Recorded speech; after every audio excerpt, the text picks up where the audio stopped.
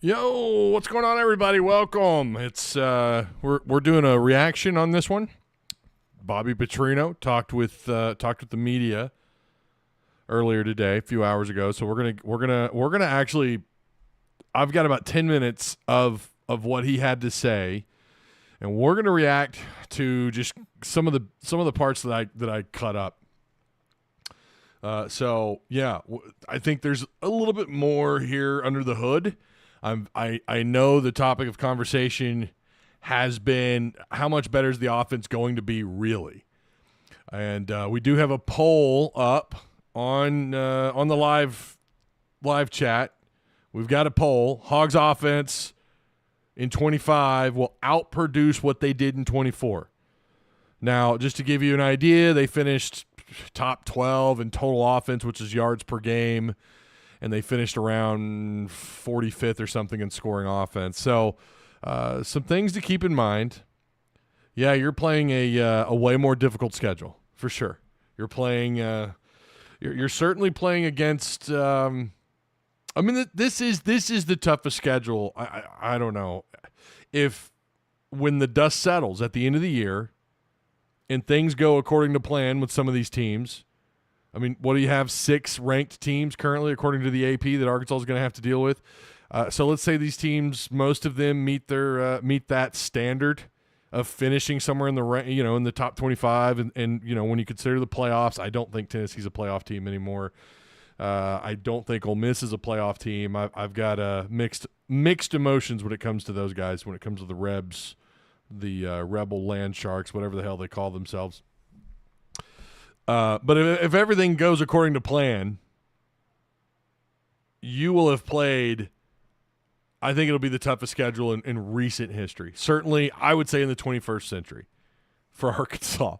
And that's saying something, because how often has Arkansas either played a former national champion from the year before or the eventual national champion that season, or, obviously we're talking about LSU and Alabama back in the old SEC West days, or when you had to play Florida. Let's not forget Auburn was really damn tough there for a little while. This could be just an increasingly, there's only one way to put it, guys. This is a really daunting task to outproduce what you did a year before. So that is the poll. Okay. Make sure you guys like, share, subscribe. Please. I'm not just flapping my gums when I say that. Retweet the actual Tusk Talk Twitter if you guys could.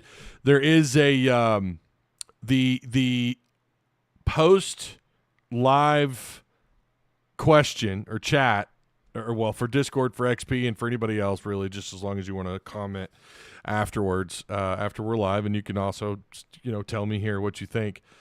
But it is that poll question. That is the question.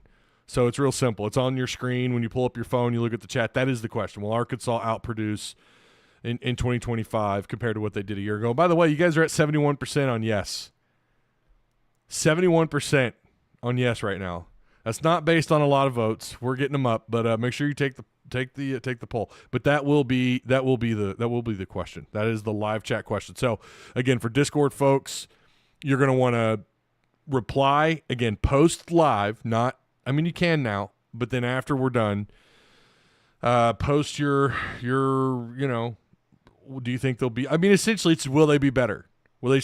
You can toss that up however you want. Will they score more points? Will they finish higher than, I think it was around somewhere in the top 12 in total offense? Just will they be better? I think the big push during the offseason, I know they're going to talk about it here in just a minute when we pull up Petrino. Again, this is basically a reaction to Petrino. Like, I cut this up. It's a literal video we're going to have up here in just a second. We haven't done that on one of the solo shows in a minute, since last year, actually. But yeah.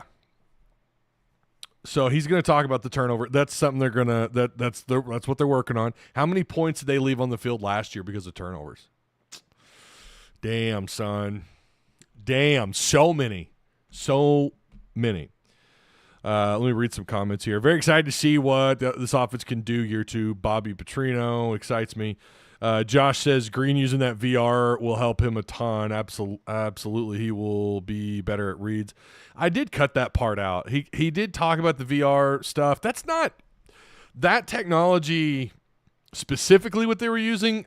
They've never used before, but they have back when Brandon Allen was the quarterback. And if I remember right, it was going into his senior season. That magical senior season that Brandon Allen had. I say magical, but I mean, that dude ripped it, right? I mean, he was awesome his last year. Pretty sure they had VR tech, but it wasn't like that where they were out on the field and, doing all that.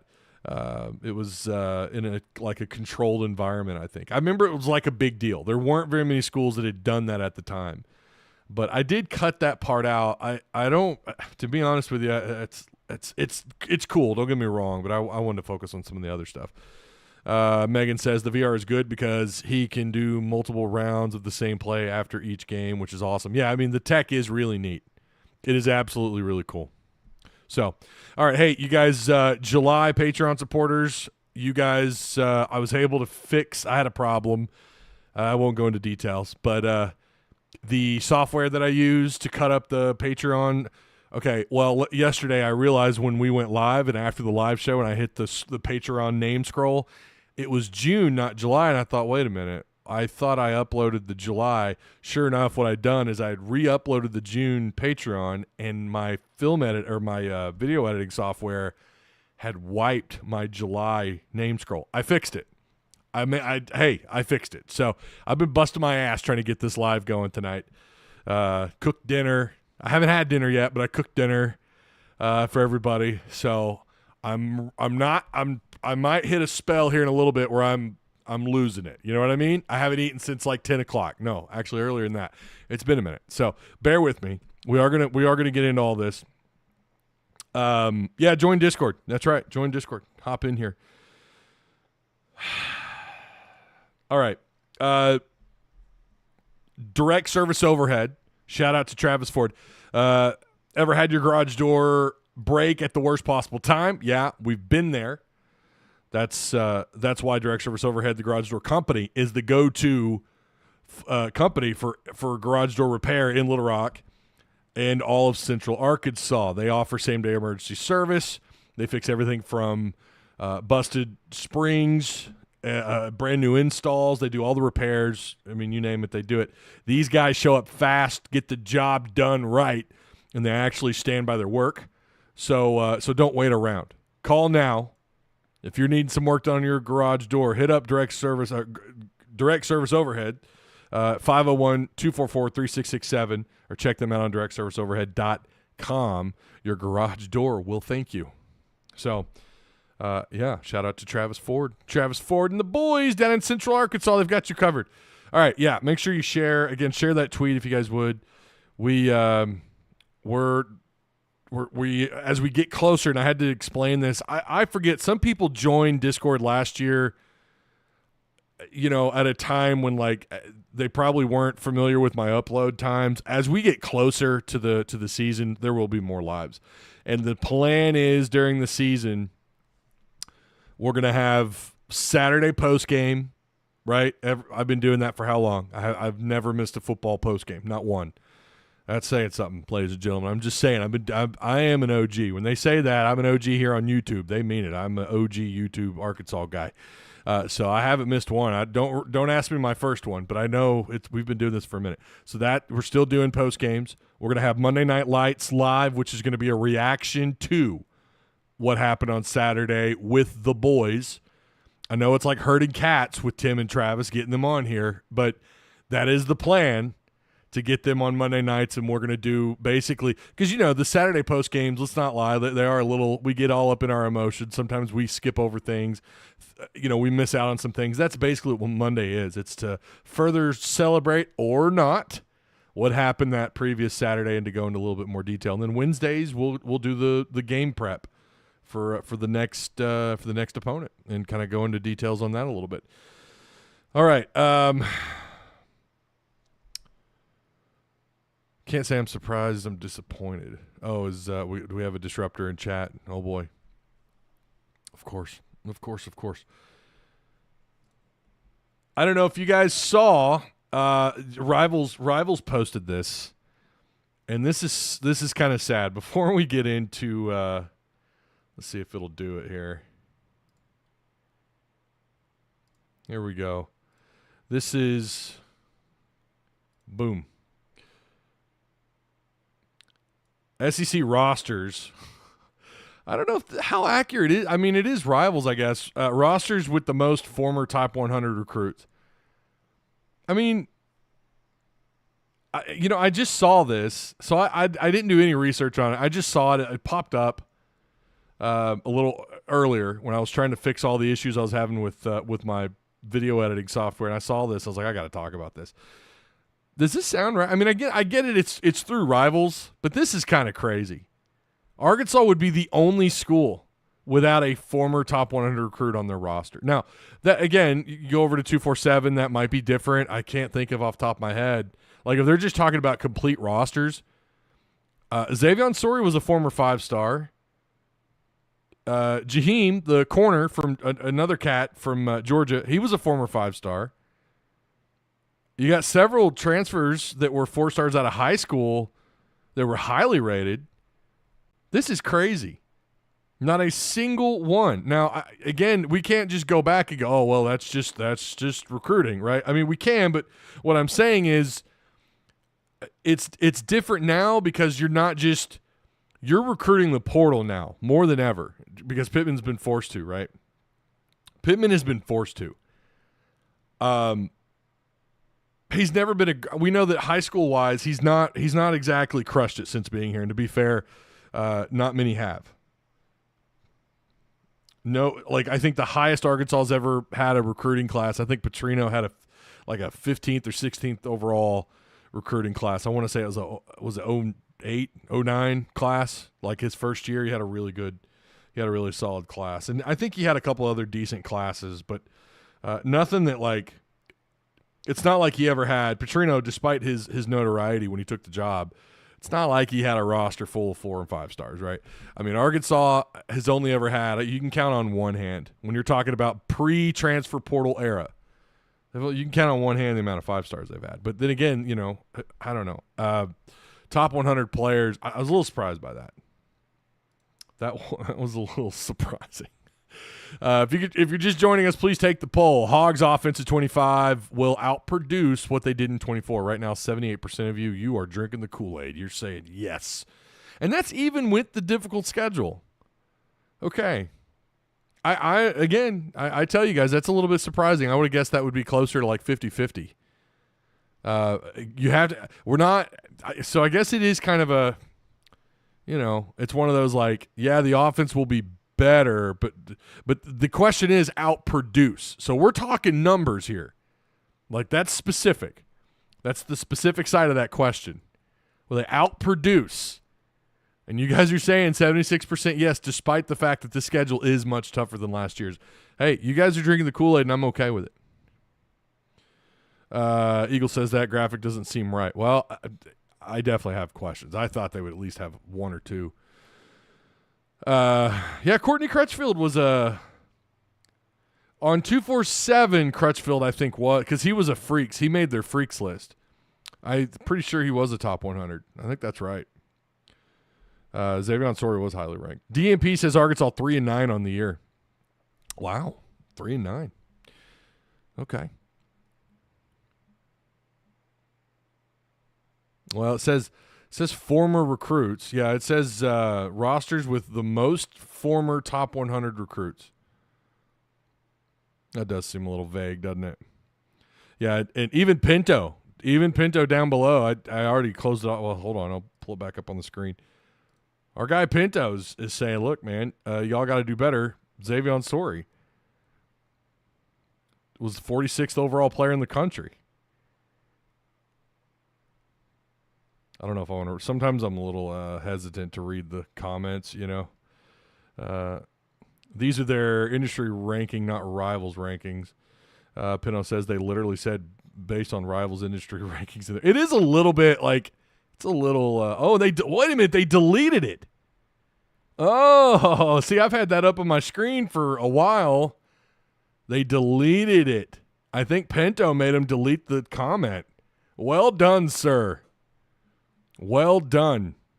Yeah, Courtney Crutchfield. There it is. Crutchfield was 75th. Yeah, Singletary. I said, I realized yesterday I said Singleton. I don't know how many times I've done that. Was Charlie Collins a top 100? No, I don't. Was he? Jaylen Brown, Shaq McRoy. Yeah. Anyways, pull that down. All right. Well, let's get into it, and we do want to talk. I'm with you guys. I think the offense is going to be better. I don't know if they're going to be able to outproduce. Again, we're asking, like, when you say outproduce, we're talking about scoring. Are they scoring more points? Are they getting more yards per game? Are they better in the red zone? Right. I bet they just did AI. You're probably right, Megan. It did AI and it was wrong. Dead wrong. All right. Let's again, I appreciate the retweets, by the way. Let's pull this up. Let's listen to what Coach Petrino had to say today. So again, we're going to basically be playing. It's about 10 minutes. I think it's 10 minutes to the T. And we're just going to respond to what Petrino says. We'll talk about it briefly. We may just let some of it continue. And I also marked what he's talking about. You'll see it below the screen there. And let me make sure it pops up. Yeah, there. Did you see it there at the bottom? You see it there at the very bottom where it says offense install so far. So that way we know exactly. We can kind of keep up with it. Makes it a little bit easier for all of us, right? Let's go. Let's hear this.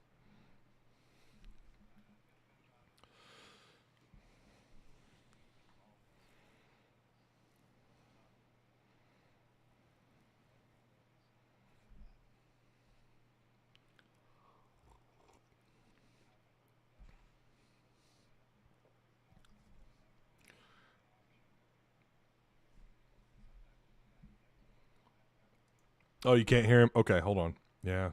I haven't used OBS in a minute. Hold on, guys. Hold on. I know. Why is it not? Y'all should be able to hear it. It says it's coming through. Huh. Monitor. Let's try that maybe. That's weird. It was showing on my end that it was playing.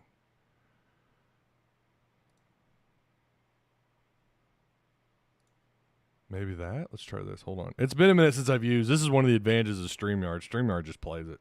Let me try that again. Tell me if you hear this. Maybe it's good to just update how far you feel like you've got the install going and progress in camp so far.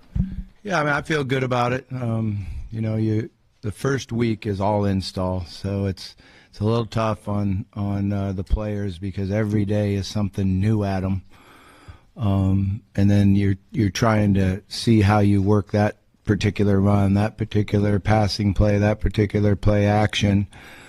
And sometimes you come back the next day and you don't have time to repeat it. You just got to move on to the install. This is the week that you go back and refine everything and start to see what our identity is or what we think our identity is. And you should make strides. And I feel good about where we're at. I feel like we're much better right now than we were a year ago at this time. From the numbers we were given that Saturday Also really quick, I when Petrino was here the first time, the guys, Trey Biddy was here, Tom Murphy was here, Otis Kirk, guys like that, Dudley Dawson, the OGs.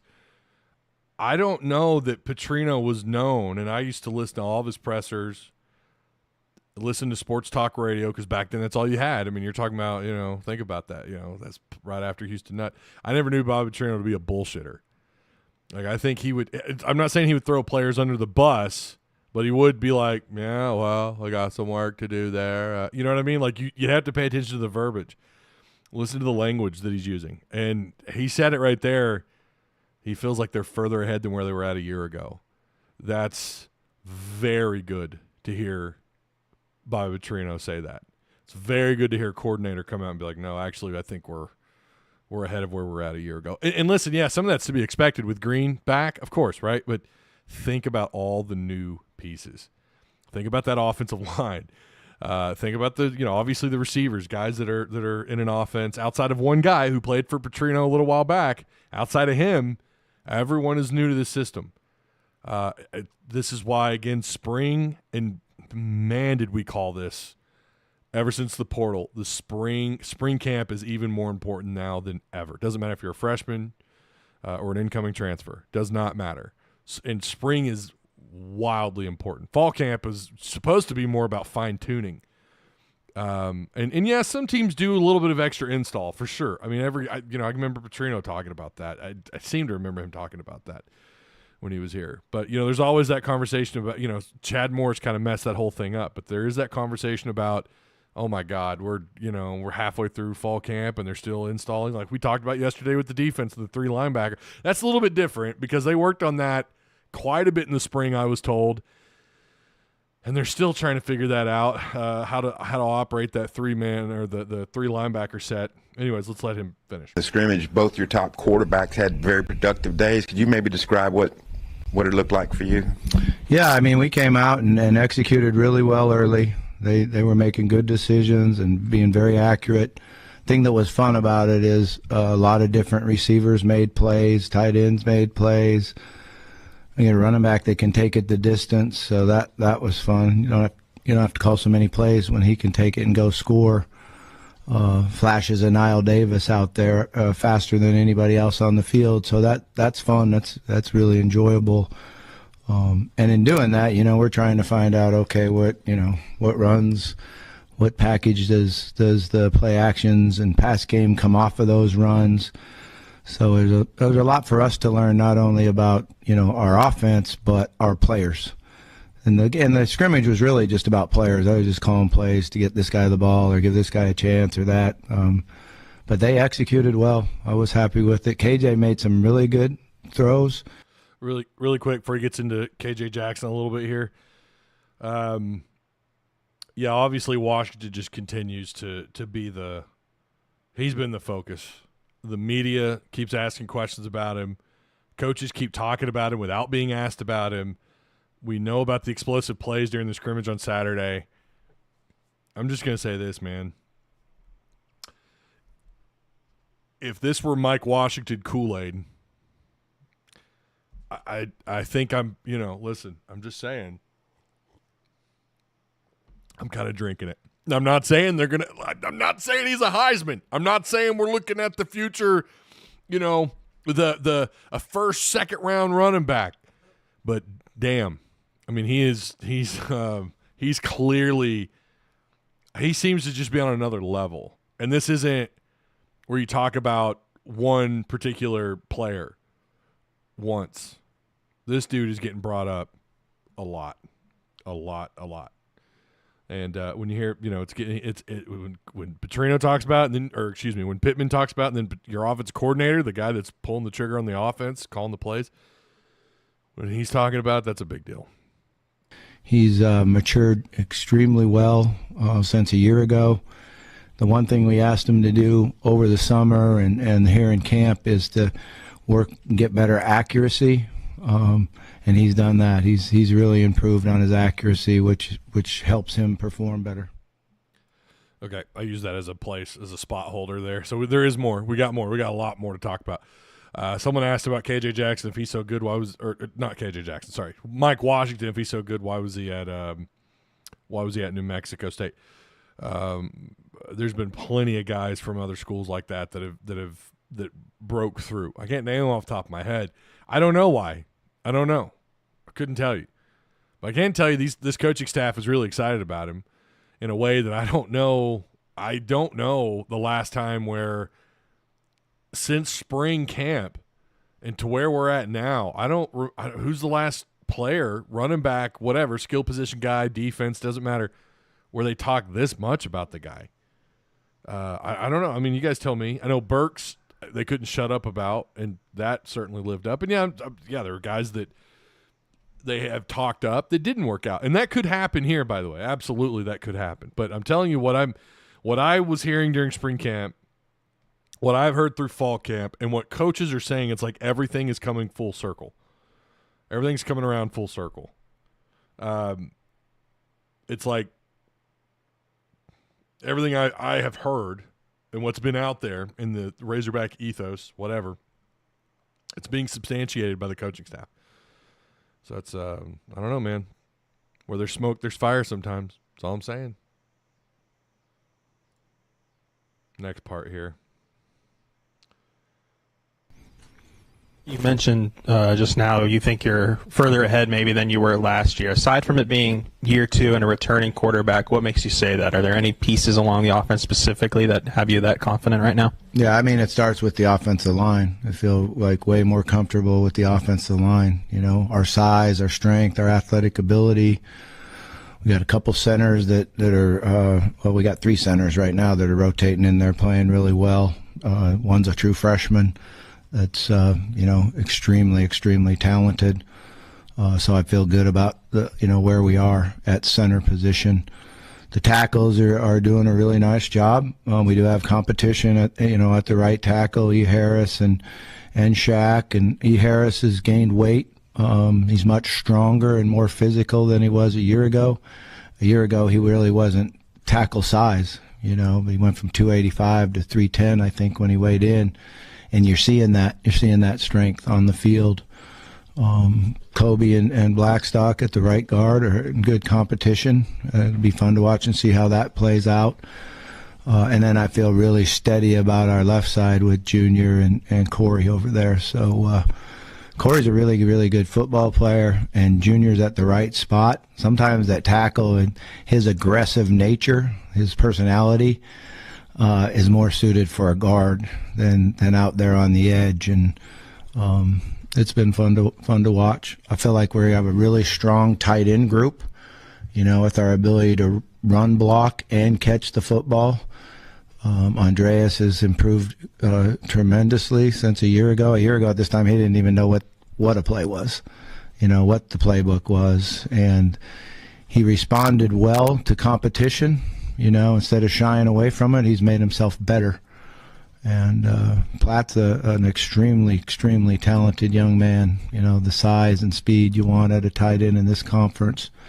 And then Rohan can he has the ability to block like we need him to, but he can really run, and the speed he has at that position changes things a little bit. His ability to get downfield and go. So the front 7, is way better than we were.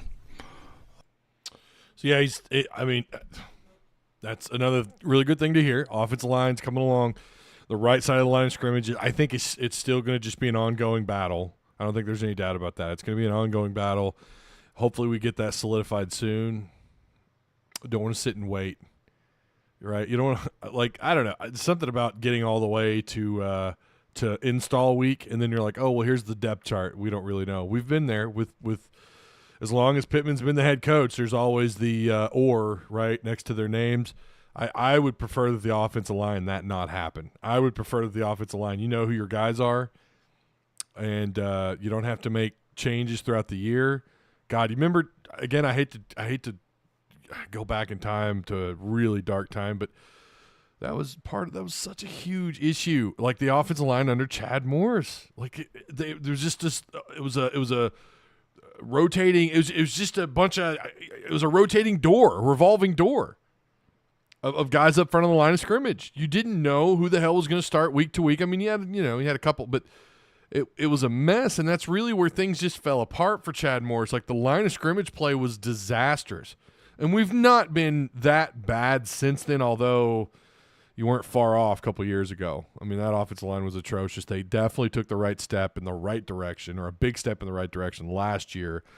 Petrino gets pretty excited when he talks about the offensive line. I think especially center, yeah, they're 3 deep. They haven't been 3 deep at center. Now, what is that quality depth? I think that's, you got a true freshman in the mix there. Who knows, really? It's hard to say. We'll learn more as the year goes on if there's a time where that's necessary, where you got to move guys around, or maybe a center, God forbid, anything happens to Kittler. Maybe someone else has to step in, right? But I feel like they are at the least, they are 2 deep from center all the way to left guard to left tackle. I don't know about that right side. I know Harris, They're always excited for Harris. Ever since that dude stepped on campus, they've been excited for him, and all he does is give up sacks and pressures. Decent run blocker. Someone who doesn't mind. He's not a bad when he's got a pull. If he's a pulling guard, he could be a pretty decent lead block. But when it comes to pass pro, man, I don't know. They keep trying to, and that makes me wonder. Okay, maybe they're not too deep on that right side of the line of scrimmage yet. I know they're big on Cherry and some of those other pieces over there. McRoy, Big Shaq at right tackle. But I'm still not sold that they're solidified on that right side of the line of scrimmage, even though it's like what they're saying, what the coaches are saying. It sounds like we're getting closer and closer. I would call Mike Washington the most average running back in the SEC. So Petrino's playbook is most likely you changed your name on YouTube. Because that is just something he would say. You're just the most negative person on earth. How the hell do you know he's the most average player? Most average running back. How do you know that? We have no clue. Such and such ghost. That's who that is. He's just coming in here just being super negative. You're more than welcome to have that thought. Maybe you're right. I just don't know how you know that.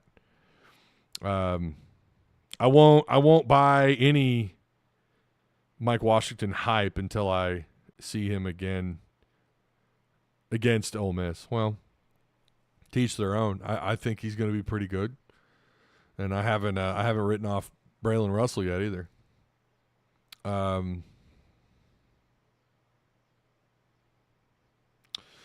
King Command says y'all. So you're just bickering here. Y'all still missing the point entirely. A player's ability is reflected by the school they sign to or get recruited by.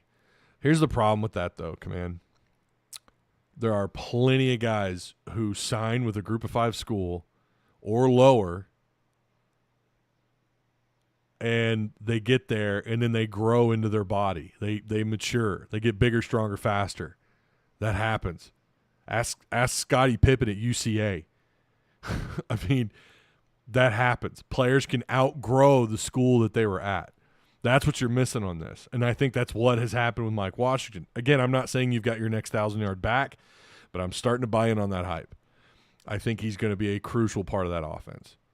I still like Russell too. I like some of their options, but you can absolutely, and I hear what you're saying, Command. If you're going to say like who they're recruited out of high school by can be a reflection, that's probably a little bit more accurate. And I would agree with you on that. That is, it's not always the case, but it's more likely the case. Who they were recruited by out of high school. Coming out of the portal, it's different. You can absolutely it happens every year. You outgrow your school. And maybe that's what, I feel like that's what's happened with Mike Washington. Again, I'm not calling him a Heisman, but, Tesla is a very good point. I mean, we just had a D2 guy get drafted. Bingo. That's it right there. Armstrong, who didn't get drafted, but he had a really strong. Yeah, Ridgeway.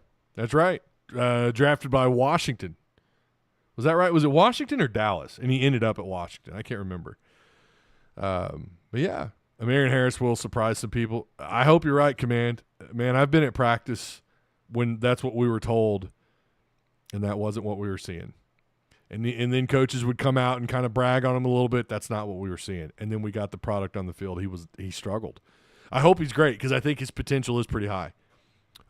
If I remember right, pretty highly recruited. But yeah, no, you can absolutely. It happens all the time. Players outgrow those schools, and that's why they end up in P4 schools.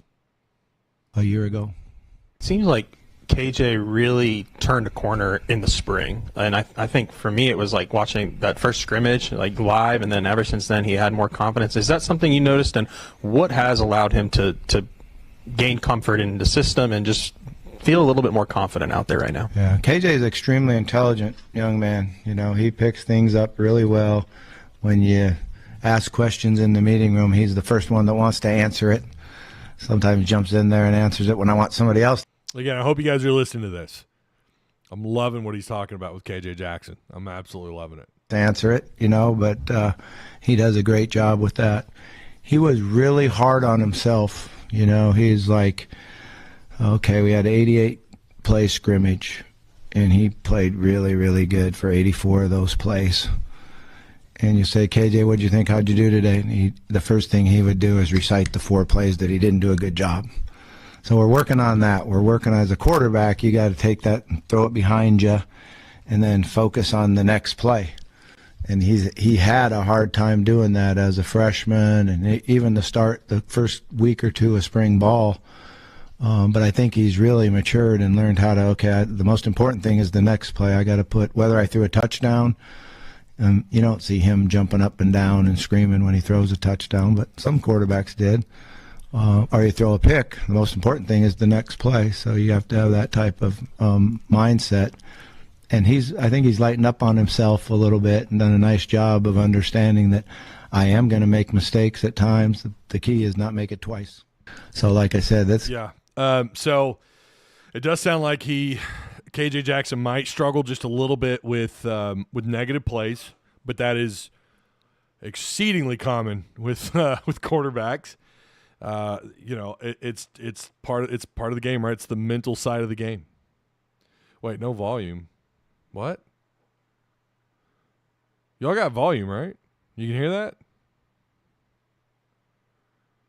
Jeremy Robertson just said no volume. Oh, yeah, okay, he's behind. Yeah, okay. I was like, hold up, bro. I just watched that whole thing, just listened to that whole thing, and only the volume to be muted. But it sounds like he might be a little bit of there might be, he's going to have to put the bad plays behind him, but behind that, I think KJ Jackson, no doubt he's solidified QB2. I mean, we knew that going into spring camp. He was most likely, let me take that back. He was most likely to be QB2, but then there was the possibility of Mad Niamaliava coming in and maybe challenging him, and he was working his way up the roster, up the depth chart. But from what I understand, even his time there, KJ Jackson, there was a gap between him and all the other quarterbacks and the other freshmen, the kid from Arkansas, Grayson Wilson.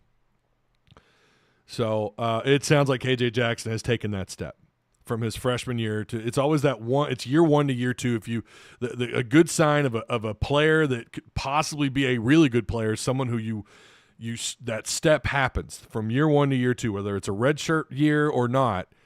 Whether you're on the field a ton or just a little bit, whether it's special teams, whatever, it's good to hear that, oh, yeah, he's made that jump. And that's what we're hearing about KJ Jackson.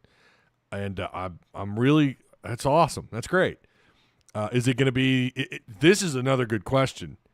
Will the quarterback room – because we did have to rely – remember we talked about this last year with Green being such a guy that wants to run the ball. Sometimes he's not the smartest runner. He takes contact. What happened? Tennessee happened, and then QB2 had to step in and make a play, and he made some plays.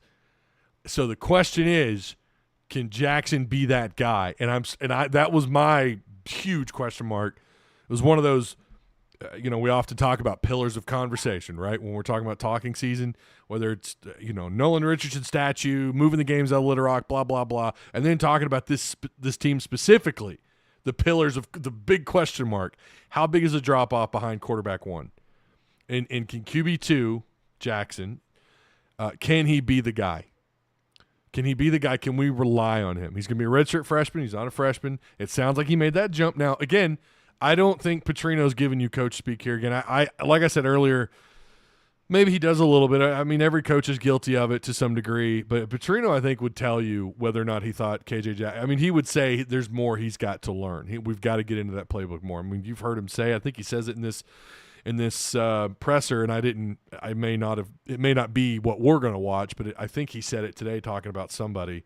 And Pittman would do the same thing when he was asked about Okie. He was talking about Okie yesterday, the defensive lineman. He said he needs to learn the playbook. And I think he says it about Crutchfield, actually. Let's play it. It's really good competition out there. I hope I didn't forget anybody. Crutchfield's come along.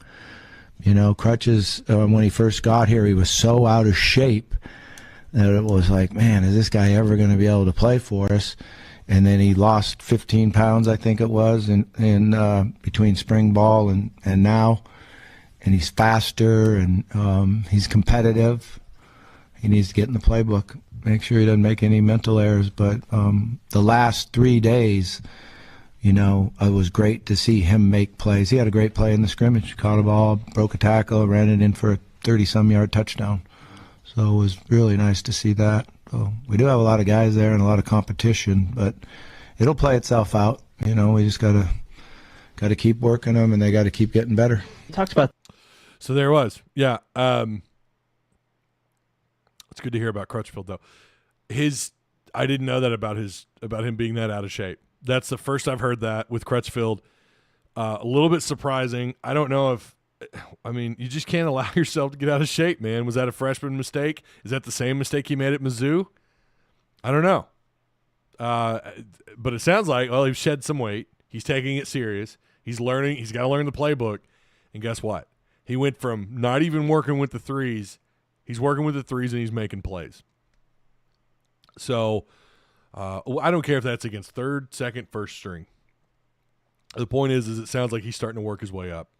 And it sounds like he had a pretty productive Saturday, the scrimmage. Make sure you guys like the stream, okay? Make sure you like it, share the content. You can watch yesterday's live. Tim and I, it was a very good show. Very, very good show. Tim brought it.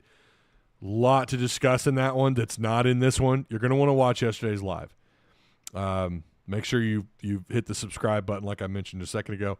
And hit the notification bell. That way you know as soon as I go live. Please feel free. I don't know if there's any mods who could mods should be able to share the link for Discord. If not, I can do it here in a little bit. But it is just down below where you see that more, where it says more underneath the screen. You click that, and there's all the stuff you need to know, including our sponsors' information and all that. Hey, shout out to Arkansas Sports Network on Facebook. They follow all the entire state of Arkansas, well, not the entire state, but a lot of it, and they keep track of a lot of it. So shout out to Brad Caldwell and those guys over at ASN. You can follow them on Facebook, YouTube, just about everywhere. So shout out to those guys. Still haven't made me a YouTube mod. Yeah, okay, my bad. Hey, John can do it though. There it is. John Haas coming through clutch. All right, tight ends. This was okay. I don't think this was a shot, but I mean, you could probably see how it looks that way. Listen to what he says here. The tight ends a little bit earlier, but I'm curious, do you feel confident they'll be more involved in the passing game this year for you? If they get open, they will. That's it's really easy. I mean, it's clearly a question because the tight ends a year ago were not involved, and Petrino he doesn't say anything about last year. He just says if they get open, they will. I don't know. Do you guys think that was a shot? Maybe just a little bit? I kind of think it might have been. And it might be one of those wink, wink, nudge, nudge. Luke has, who's injured, right, at Ole Miss. I think he's going to miss quite a bit of the season for them, which is unfortunate. We don't root for anybody to get hurt.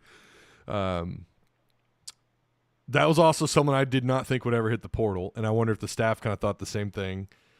We know Judas Kudus. We all I don't think anyone thought he was going to at least not to Ole Miss, because he hated Ole Miss, right? He didn't like Ole Miss, but that to me, I don't know, man. You guys tell me. Did that maybe a little bit of a nudge, just a little bit, yeah? And this was something that it had been rumored that he had gone to either Pittman or Petrino, and not just him, the receivers.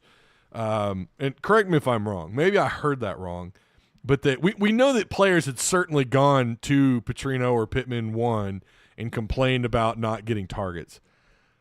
And then Bobby Petrino just drops that. I don't know. To me, I think it was a little bit of a nudge. I think it was a little bit. And maybe not just at him either, right? Maybe Varkey's Gums and Washington. Quarterbacks throw the ball to guys that are open. So they get open, they'll be more involved. There's no question that they'll be able to do that. But I think that we have the different styles, and they've all done a nice job of catching the ball in practice and running with after the catch. And the quarterbacks feel comfortable with where they're supposed to be. They'll be there. So that's good. And what do you think is the biggest difference from Talon? Really quick, tight end room could be special. It could be. I'm waiting to hear more about Platt, and he already kind of mentioned him. Andreas Pushka. Well, that's fun to say. That might be as fun as saying Iamaleava. Sounds like he's really picked things up. And it kind of makes you wonder, is that your tight end? Is that your 1-2 punch? Is it Andreas and Rohan? Or is it Platt? And they really like Platt. I can tell you that right now. Right now entering this season than maybe when you first got him. I mean, his knowledge of defenses is way better. So he understands, which allows you to make quicker decisions. His accuracy is really improved. His technique helps that. He's an unbelievable, coachable young man, and he works hard at his technique, and that's helped him extremely. He knows the offense too, so that makes it better. That makes everything work a little quicker. It was a pretty big jump from the speed of Boise State to the speed of the SEC. So, we took him a while to get used to that, which windows close like that. Defensive ends are up the field like that. So, I think you'll see his maturity. Yeah, that is the and Trey Biddy actually asks. I don't have it on here, but Trey Biddy asked him that question about. What is it about being in a Petrino offense going from year 1 to year 2? And that's a fair question. I was kind of wondering the same. Glad he asked it, but I didn't put it in here because Petrino kind of was just like, I don't know. But because it was a compliment. There's no doubt that was a compliment to Petrino, and I think there's certainly a level of truth to it. You look at, for Arkansas's example, maybe some fans who don't, the name Ryan Mallett, but go look at him from 2009 to 2010. He's just a different quarterback. That offense was it was different. That 2010 offense was fantastic. And then you had Tyler Wilson, who stepped in when Mallett got hurt against Auburn on the road, hostile environment. Auburn is on fire, and Tyler Wilson just picked up right where Ryan left off. And he comes back in 2011, and look what he does, right? He understood the offense, and he was thrown into the fire in a crucial game, crucial time, played quite a bit of that game. So there is some truth to this. There's a lot of truth to it. Pretty sure a lot of places, just about everywhere he was at, year 2, you do see either similar results or improvement. The difference is, and this is valid criticism. We've mentioned it before. You guys have talked about it. It's not a surprise what I'm about to say. It's the revolving door of wide receivers, skill position guys in the offensive line. This isn't like before where you're bringing a whole bunch of guys back, and that was the buildup, right? Year 2, year 3 under Petrino. It's different. You're changing guys out now yearly. And that sucks for Green. Right? I mean, I know everyone's kind of mad at Centennial for leaving, former 4-star out of Fayetteville High, wide receiver, but no doubt in my mind he would improve in this system had he come back, and it would be so nice for Green to have that guy back, even though Centennial didn't get a lot of targets last year, but he would still grow and develop and understand the offense more. Within the offense, he would grow and develop. You don't have that. I mean, these are all new guys outside of Andreas, and even he struggled with the playbook last year, and this year he's not. He could have an impact, but again, I think the tight end group could be for real, because I'm telling you, I got to see Rohan run routes, got to watch him play. I watched him practice in spring camp, and holy crap, he does not move like a tight end. It's very reminiscent of maybe an even more athletic DJ Williams. That's we remember what he did in this offense. Different times, different personnel, all that, it matters. Way more difficult schedule, fair enough. But that's kind of who he reminds me of a little bit. The comp to Nile Davis, that's a strong comp for Mike, but everybody who's come through has really complimented everything about him. What is it about maybe his character and makeup that he was in Mexico State last year? Yeah, it's amazing, isn't it? I can't believe I didn't find him last year. For you guys that were asking, well, if he was so great, why was he at New Mexico? Why was he in a group of 5 school? Well, Bobby says it here. We missed him. Coming out of Buffalo, we missed him. And he wasn't the only one. And again, I think he just outgrew the school. He outgrew. By the way, Arkansas wasn't the only school after him. If memory serves, he had. I seem to remember several other schools that were trying to get him, Power Fives or Power Fours. It makes me mad. Bad job. A bad job coming out of Buffalo. We should have found that. But so first of all, he's nothing but serious. Okay, I don't even know if you can make him smile. But he came in here and wanted to learn the offense and know everything. Like I told Colby Smith when he was a freshman, if you don't protect the quarterback, you don't play. Mike's a great pass protector. His size, his strength, his knowledge, he's a great pass protector. He's 226 pounds, that is super fast with good vision, and he's going to be able to break long runs where we don't have to line up and call another play, so that's exciting. Coach, I mean, again, are you buying the Kool-Aid? Or are you drinking the Kool-Aid, I guess? Are you buying it, and then are you drinking it? Are you buying stock in Mike Washington Jr.? I am. Full stop. I am. Again, for Petrino to talk about him the way that he has, he gets excited. Pittman gets excited about him, and man, maybe this is just a steal out of the portal, and that's, again, it's certainly starting to look like that was the case. We'll see. We still got to see it, and I'm with you guys. You guys are like, well, I need to see him first. Fair enough. It's like for the fellow gamers out there. That's why you don't pre-order a video game, right? You don't know what you're getting until it's installed on your PS5, on your PC, on your Xbox, whatever. Right, or you wait, and you're going to watch some reviews from trusted reviewers, not the establishment, the IGNs of the world. Fair, whatever. Maybe you do. Maybe you like IGN, but that is a good way of doing it. I'm going to believe it when I see it. But that's the whole point of buying the stock, right? You don't know how well that stock's going to do, but you know that there's some hype around it and there's some excitement around it. That's why you're buying the stock. Maybe you're not buying into it just yet. Pittman has talked a lot about the importance of turnovers, forcing more on defense and then protecting the ball on offense. Curious, how has that gone this fall camp, and do you feel like y'all are doing the things you need to do to improve that this year? Yeah, we're working hard at it, and certainly some of the turnovers that we had last year, cost you games, and I think some of that is, knowing the game better, understanding how I need to take care of the ball, how if I throw the ball away, I get to the next play, so I don't panic and I have poise, and which I thought he did as the year went on, and improved really well on that, and so we'll definitely have to take care of the ball better. So that's what we have on it. It was about 10 minutes. There is more, obviously. I know someone's going to point out that, how could you leave this out? Go watch it. Go watch his interview, and feel free to bring it up to me in Discord. We're not done yet. We're far from done. We got more to talk about. Let's see, out the top 25 offensive coordinators in college football down south has Bobby Petrino is ranked third in 2024. He still got it. He showed that last year. And like you mentioned about Green, that's a hell of a jump going from Boise State to Arkansas. That's a hell of a jump.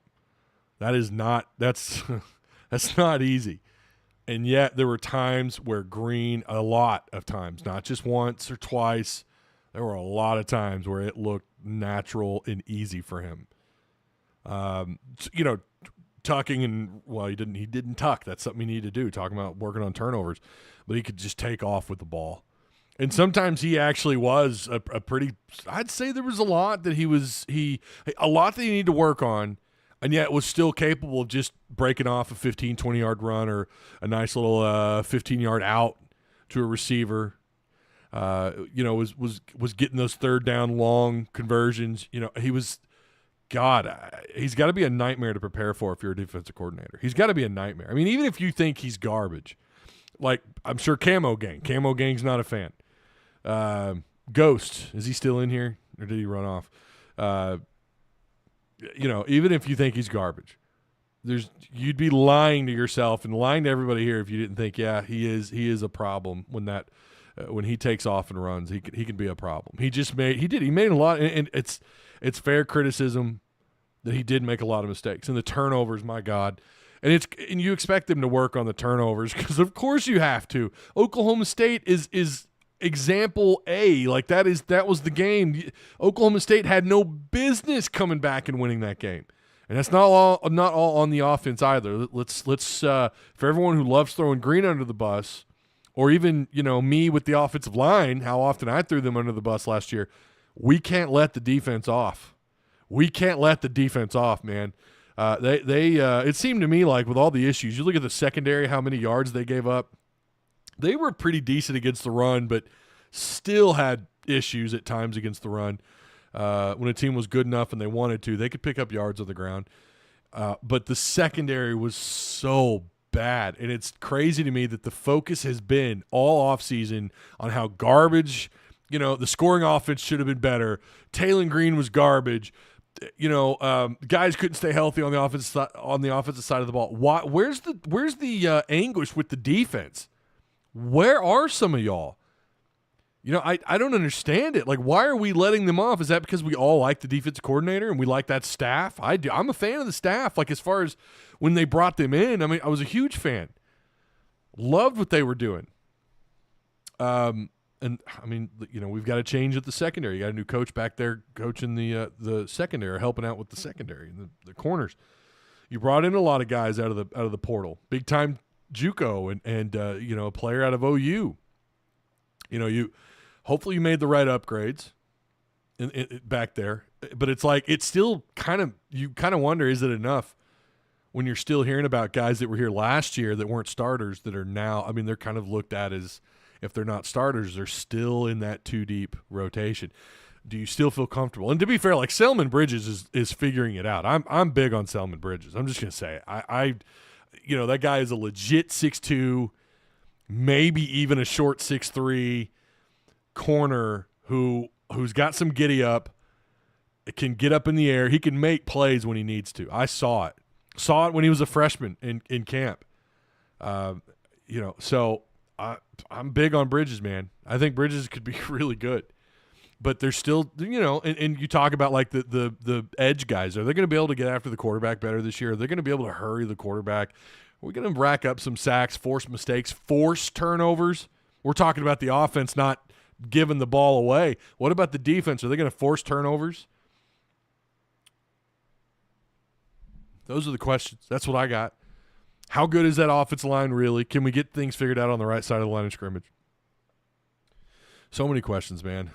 D-line looks blank and awful to me. Fish, are they playing? What you talking about?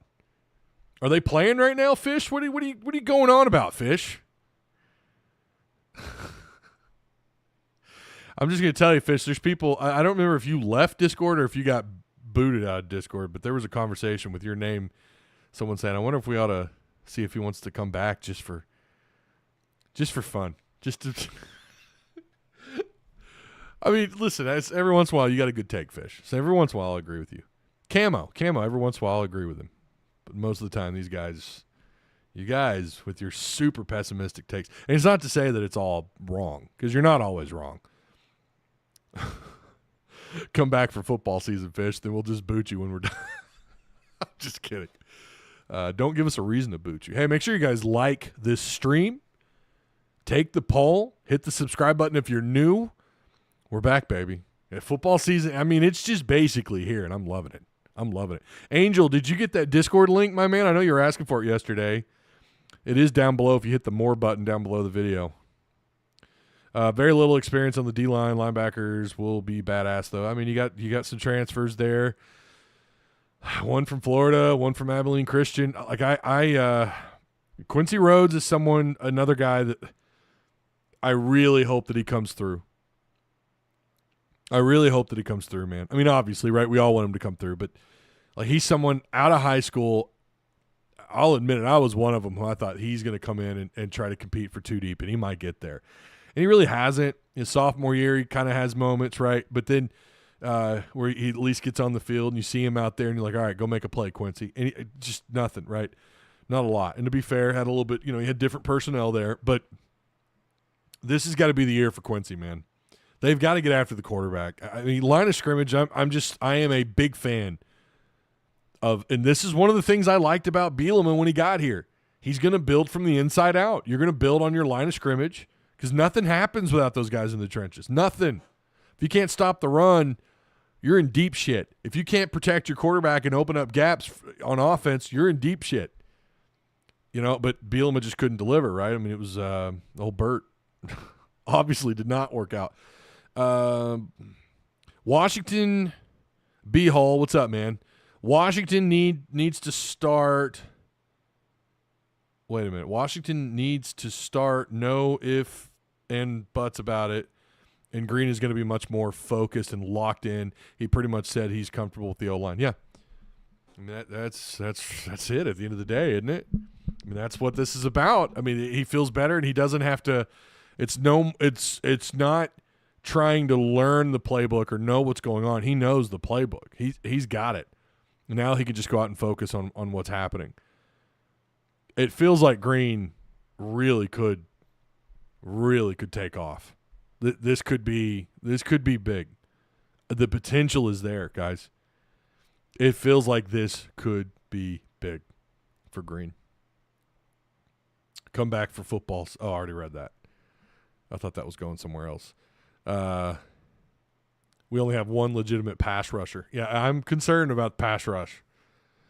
They've got despite the fact that David Oakey's kind of, I don't know what's going on with him other than he's just got to learn the playbook. He's got to know what he's doing up front. But outside of him not delivering, which I guess shouldn't be surprising, like Tim pointed out last night, man, you've got depth. You've got depth at defensive tackle. Cam Ball, he could have played. I mean, Pittman said if there was a game tomorrow, he could have played. They just held him out because they don't want him to get hurt. But you've got him. You got Ian Gerard, Matial Soli. You've got the 4-star Otis, who I hope he makes a splash, right? And then you got Oki. You've got some options there with the interior. I feel like they might actually be deeper this year than they were a year ago, and they weren't bad in the trenches last year against the run. They weren't bad. I mean, there were games where they were they looked good. They stood out a little bit when you looked at the total rushing yards, net rushing yards coming out of the open half. Like, wow.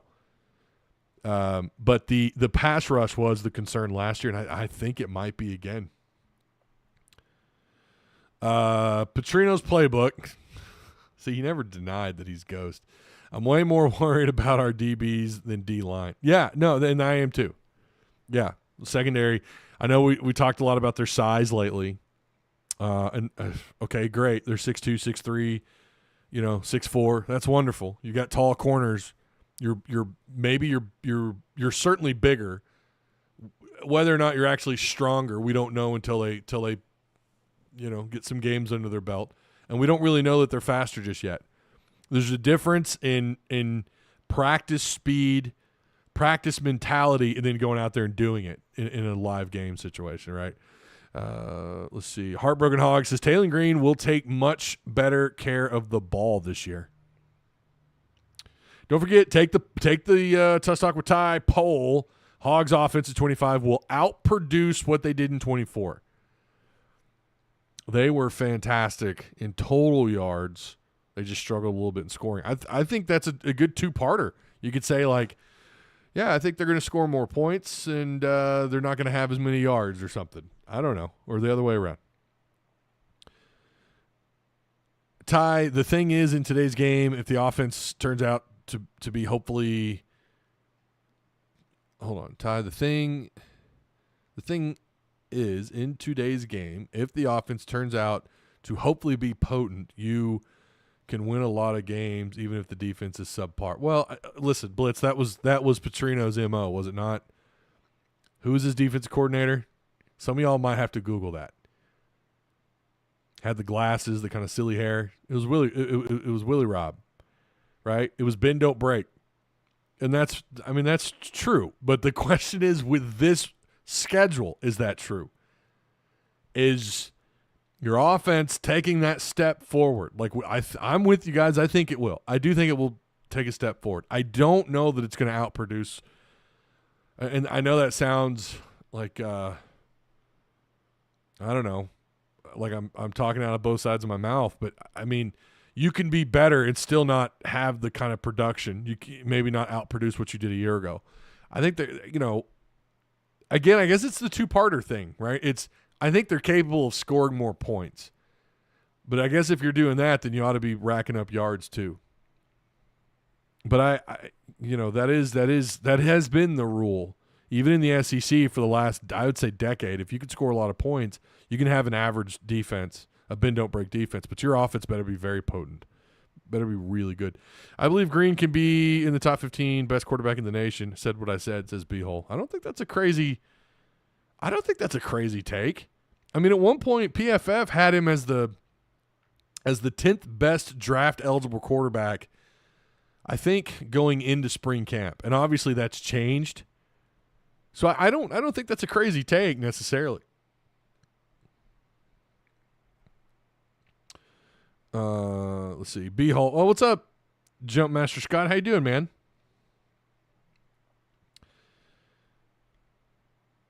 Green has to throw touchdowns, and we can have that, discussion. Well, again, I think some of you guys are way harder on Green, and Petrino's playbook. Again, if that's who I think it is, and I think it is Ghost. I think even if Green did well, I think you would still have something to gripe about with him. You're like, I mean, it's not like the guy went out and only threw 8 touchdowns. I mean, he had, 15, 14 passing touchdowns, and he had, 6 or 8 rushing. I mean, he was able to score. Was he a high-scoring quarterback? No.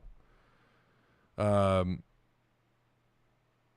line will open up holes for running backs, and with our speed at wide receiver, they can't afford to run blitz.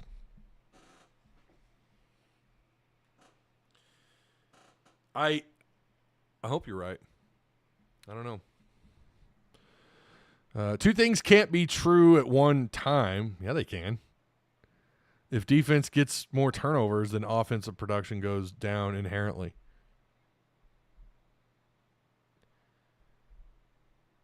I mean, Command, you could look at that about 100 different ways, man. I mean, if your defense is getting a lot of turnovers, you're going to have more production.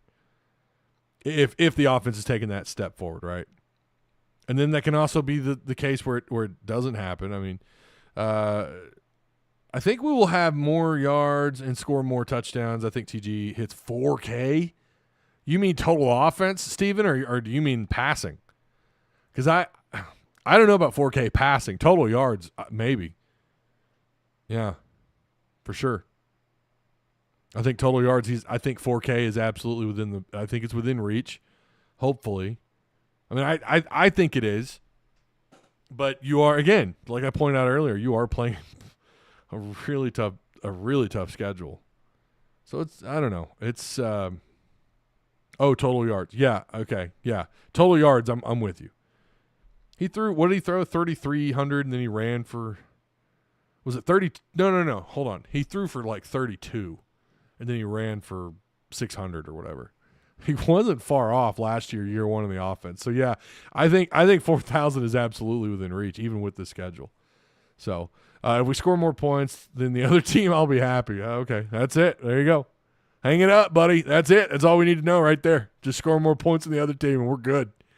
I agree. Yeah, that's usually the recipe, isn't it? Oh man, yeah. I'm listen. At the end of the day, I'm just really excited that it's here. I mean, it's not here, but it will be here. Did you guys see the week 0? I think these were week 0 matchups, right? August, yeah, they were. Hold on, let me pull this up really quick. August 23rd. Not a great slate of games, but you do have Iowa State at Kansas State on the 23rd. It's 11 a.m. kickoff, though. Like, that's a game I'd want at night because you've got some crap games at night, man. Sam Houston at Western Kentucky, Fresno State at Kansas, Idaho State. So that's your first round. Iowa State, Kansas State. Why is that not a – well, okay, it might be. That's right. That's in Ireland. That's right. It's in Ireland. That's why. Ugh. Okay, so, all right. So we're getting something. KSU is favored, by the way, at 3.5. Over-under sitting at 49.5 points. Thursday the 28th I don't know. UCA is going to go on the road and take on Mizzou. Oh, boy. 28th isn't much better. Boise State at South Florida. There's just doesn't look like anything going on. Nebraska at Cincy.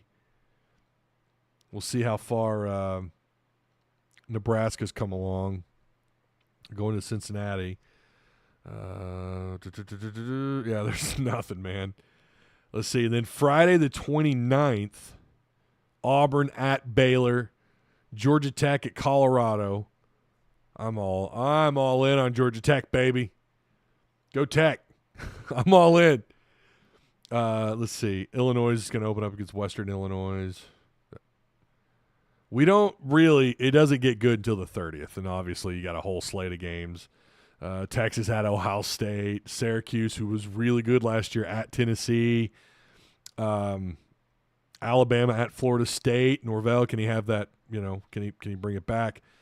Obviously, Arkansas is going to play Alabama A&M. From an outsider's point of view, that is a awful game. But for us, it's yay, Razorback football's back. There was one other game I thought was LSU Clemson. That's at 6:30. By the way, Clemson is really freaking good on EA26, man. They are really good. Not that means that's reality. And who else? Pine Bluff. Arkansas Pine Bluff's going to go to Texas Tech and get destroyed. Georgia State's at Ole Miss. And that's it. That's really all the good games that are left. That's still pretty good. That's not a bad – the 30th is not bad. That slate of games is I'll take it. Ty, any talk about – oh, Fan Day this Saturday. I've only heard it mentioned on another podcast. Why is program not hyping it up more? It seems like that was a last-second thing. Like they were just like, you know what? We didn't get to do this during spring ball. Let's do it. Let's do it now. They're supposed to scrimmage that day. They're going to scrimmage in the morning and then do that a little while later. So we're going to get information and news on the scrimmage, and then you get to go get some stuff signed. I think I'm going to be there. The plan is to go and maybe just get some footage. It'd be cool to get some guys to autograph some of the stuff that I have, some of these cards that I've been giving out, but I better not. I better just go for work. I better go to get some footage if I can. Hell, they may not even let me in unless I'm trying to get an autograph, so maybe I better get in line. I don't know. I don't know how they're going to do that. It's in the indoor facility, so if anyone's going, it's at the indoor. It's in the indoor facility. So all these games are good games. Football's back. I mean, yeah, it's good that it's back, but no, they're not all good games. I agree, MC, that it's great to have football back. But, I mean, I don't know how many of those I'm going to watch. I mean, I'm going to try and watch as much as I can. We're going to have predictions on these, by the way. Hey, if you guys are in our Discord and you haven't heard yet, we have a new casino prediction. We have a new casino prediction. We're going to do it once every weekend in one game where you can wager the XP that you have earned in Tusk Talk Discord. You can wager it, possibly win some more XP and maybe finish near the top and you get a card. Maybe if you finish first, you get an autographed card from a former Arkansas player. That could be basketball or football, and I think I've got some baseball left. And then everyone else, you're going to get bonus XP if you finish in front of me in the top 30. And second and third place, they also get a card. Not autographed, but they do get a card. And probably a little meme that I stuff in the envelopes. I have this little printer. Someone told me they look forward to the little memes I send just as much as the card, but I use this little printer. Some of you have been victim to it. I stuff a little corny meme in there. But we have a lot of fun in that Discord. So, hey, consider joining, man. It's a lot of fun. I know that there's some stuff we might have kind of left out, but and I apologize. We're kind of all over the place. I figured it would be because this is more of a watch and talk. Not a walk and talk. It's a watch and talk is what today was with watching Petrino and reacting. You sent me a fat guy in a thong last time. I did not. Did I? You're gonna have to show me. I don't remember that one. Oh man. Not gonna lie, it's all over my social media. Whoa, what is? What's all over your social media? What's going on? Don't do that. What'd I miss? Or are you talking about the fan day? Not doing anything for the fans is much smarter.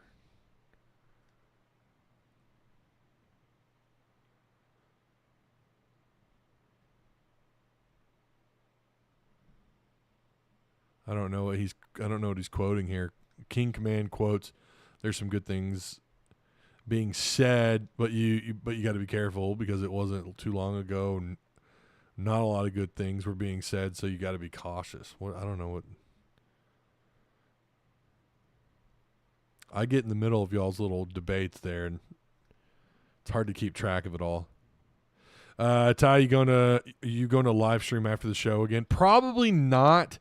We do have the question that you need to answer after the live show is over with, which is the Razorback offense. Will it outproduce? That's numbers. The more I think about that, because I again, this is another poll that I put together right before I went live. I didn't put a lot of thought into it, but you can go into a little bit of detail. But that's what I want you to do. I want you to answer the question and also vote. Hogs offense in 25 will outproduce what they did in 24. Like I said, keep in mind you're playing a more difficult schedule than you did a year ago. You got a lot of new pieces. To be fair, you had a new coordinator last year, but you got a lot of new pieces. Just something to keep in mind. Right now, 86%. We're about to hang this up here in just a minute. 86% of you say, yeah, it's going to outproduce. I think that's a tough one, really. Because I could see it both ways. I could see where Arkansas – kind of like the point that I think Command was trying to make earlier about, getting turnovers and scoring more points. It is going to come down to not turning the ball. I mean, think of all the points they left on the field a year ago because of turnovers. Oh,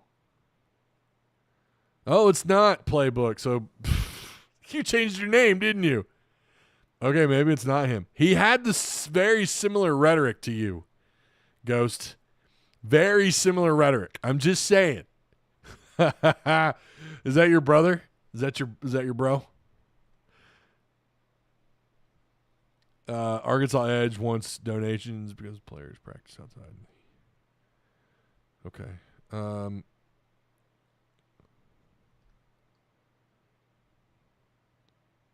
Yeah, I'm with you, Hull. B-Hull. I'm just ready for football. Grill some burgers, drink some beer, and yell at the TV, brother. That's the American way. Last I checked, that's the American way. That's what I want to do on Saturday, man. Crack open some beers. I got to stay sober because I got to do the post games. Like I mentioned at the beginning, the plan is like it is every year. We'll do the post game on Saturday. Then we'll have the Monday night live show on Monday, which is all three of us again. Hopefully Travis and Tim join us, and we can, whether they're here or not, we're still going to do them on Monday night. 6:30 is the plan moving forward. I mean, that's been the plan. It's not always 6:30 on the dot, as some of you know. But and then Wednesday we prep for the Saturday opponent, and then a little bit of content sprinkled in there. Probably like Thursday, Friday, if I can. Sometimes it gets a little challenging. Ty, today was encouraging to me, and you know how pessimistic I've been for quite a while. Yeah. There is this, football is back fever. Football is back fever is in the air. And sometimes you kind of like you're just so excited about it, and you hear the coaches be super positive and they keep mentioning these guys' names, and you hear the offensive line's better. You hear Green is no longer having to think about what's happening too much. He knows what's going on. He's understanding the defense more. Like you hear all this. And then you're like, oh no, I'm sold. 9-3, 10-2. And that's what you got to be. That's what you have to be like. You need that wall in your mind every once in a while. We call it the reality wall, is what we call that bad boy. It's the reality wall. And you kind of need to, like, hit it. You need to hit that wall. Like, okay, hold on. Maybe I'm drinking way too much of the Kool-Aid. Maybe 10-2 is not in the cards. Again, and that's what, Hogs offense will outproduce. If they outproduce what they did a year ago, it's going to be a really good year. I think it could be a really good year. I've still got concerns about the defense. I say the tight end room could be better. Hell, it could be non-existent like it was a year ago. I think that's absolutely a possibility. It's like everything is on the table, man. Everything is on the table for this team. They could be better. They could be worse. They could absolutely hit the wall and fall on their damn face and go 4-8. And then we really are looking for a new head coach, no matter what. I don't think there's any chance. We had a caller, what was that, last week or week before last? He said, do we think, or he asked us if they go 4-8, is Pittman out? And Tim and I both were like, yeah, there's no chance. I stand by that. There's no chance that guy comes back and they go 4-8. There's no way. You're struggling with getting money now. Yeah, you better pony up, son. I don't care how broke you think you are. And by the way, if you are that broke, where your coach can go, based on what we've seen so far, and especially the last couple of years, if your coach goes 6-6, 5-7, I get it. Schedule's tough, but it is what it is, right? There's several other teams that play just as hard, if not harder, schedule than you do. And you don't fire that coach, you don't make a change, you don't belong in the SEC, period. I stand by that. If he survives, I would love to sit down and have a beer with Pittman. Good guy. He's from the region, grew up around here, and I know some of you don't give a damn about that, but I kind of do. I think he comes from like a blue-collar family. He comes off like a blue-collar guy. I think that is who he is. I want him to be successful. But I also want the university to be successful long-term, and I think he does too.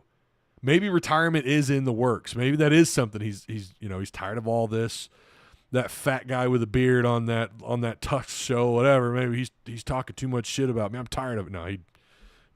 I know he knows I exist, but I don't think he gives a damn what I have to say.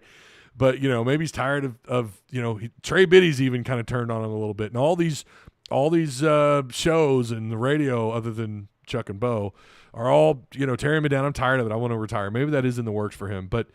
Again, if you cannot make a change off a 6-6 year because of financials, you need to look into going to the Big 12 or something. I mean, really, I stand by that, and I will say that. I will say that as this year goes on. If they look like they're staring down the barrel of 6-6, 5-7, whatever.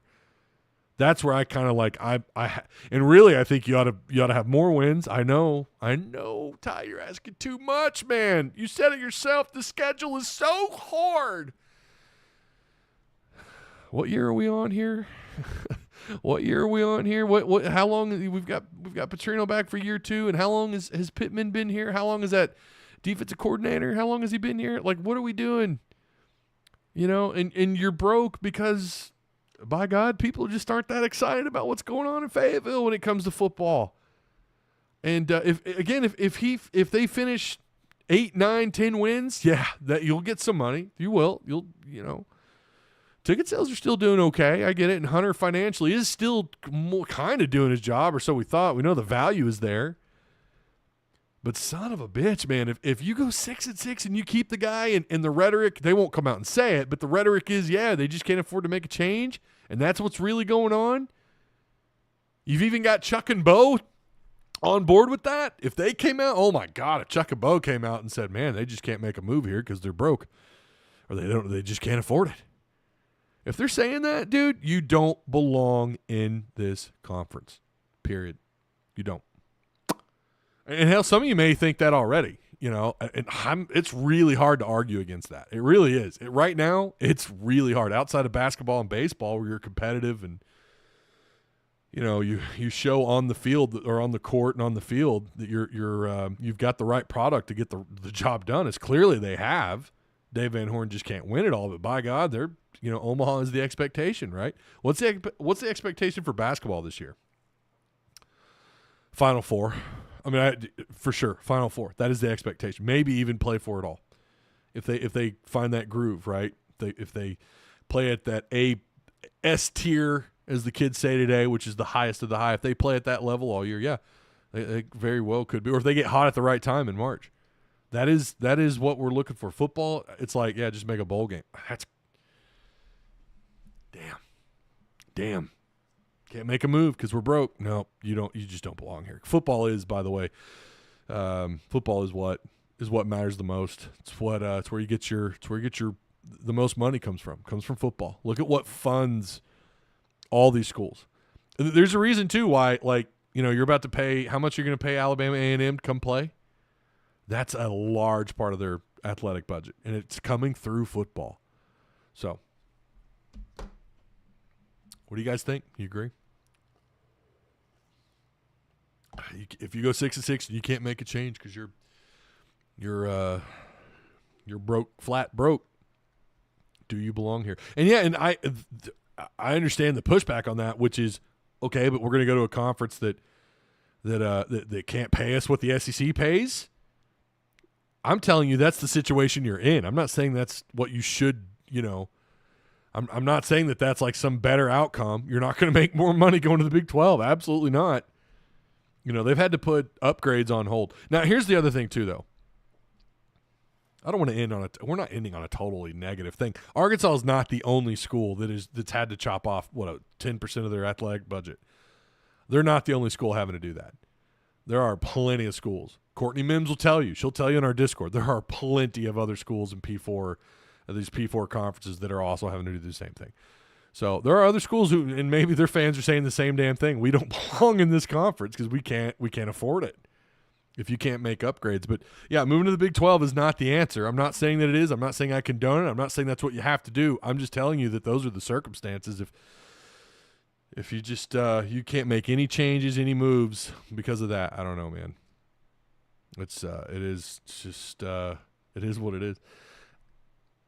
I agree with Ty, but damn, it feels crappy to tuck tail and run. Again, I'm not saying I'm for that, but I will tell you how does that look that you can't you're stuck with a guy who's really just kind of vanilla at best forever because you can't make the change.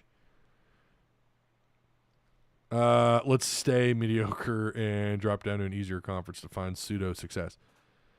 Yeah, again, I'm not saying I'm for that. I think some of you are misunderstanding what I'm saying. The Big 12 is closing the gap, though, with the portal. Big 12 has, I don't know, man. Maybe the move would be to the ACC. I don't know. Again, I'm saying if you can't win or you can't make a change, why are you here? I'm not the only one that thinks that. I don't care who takes credit, just do it.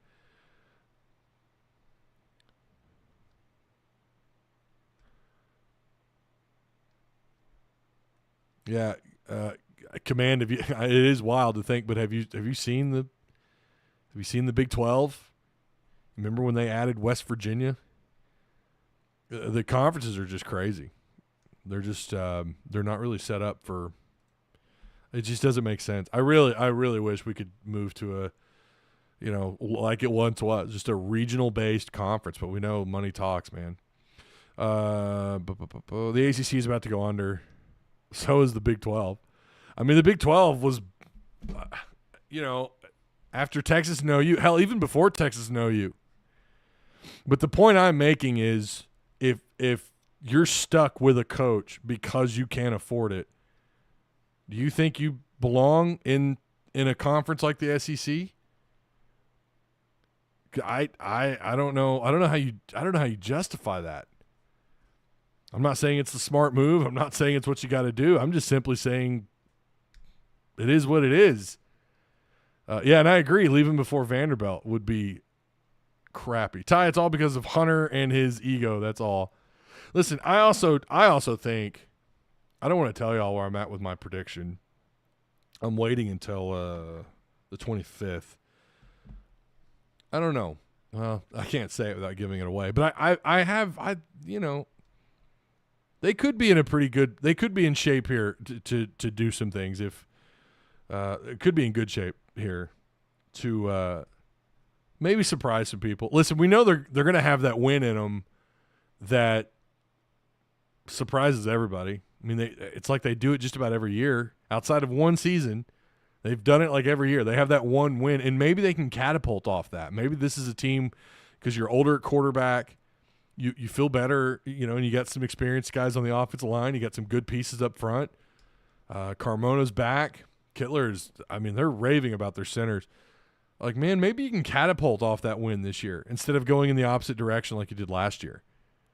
So I don't want to give away where I'm at with my prediction, but I'm going around with this one, right? Like I'm circling my prediction. I'm circling the track. So I don't know.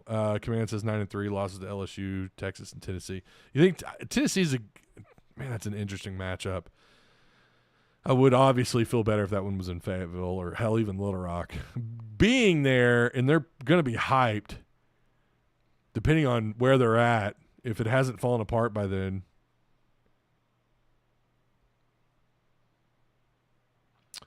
Who's saying we're broke? Hunter needs. Well, that has been the rhetoric, though, Bates.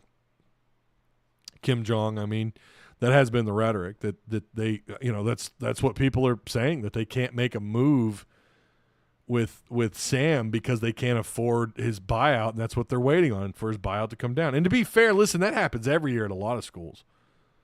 Maybe they're not as broke as they are.